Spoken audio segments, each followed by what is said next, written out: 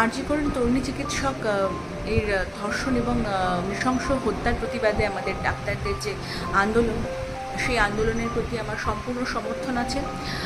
আর আমাদের আন্দোলন ততদিনই চলবে যতদিন না পর্যন্ত দোষীরা শাস্তি পায়। এটা এখন আর ডাক্তারদের আন্দোলনের থেকেও বেশি জনসাধারণের আন্দোলনে পরিণত হয়েছে।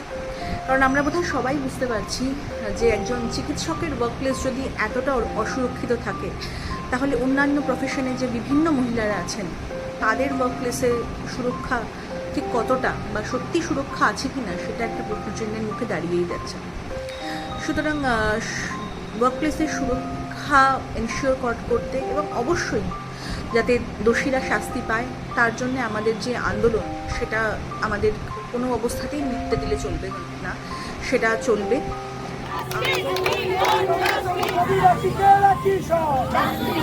আজকে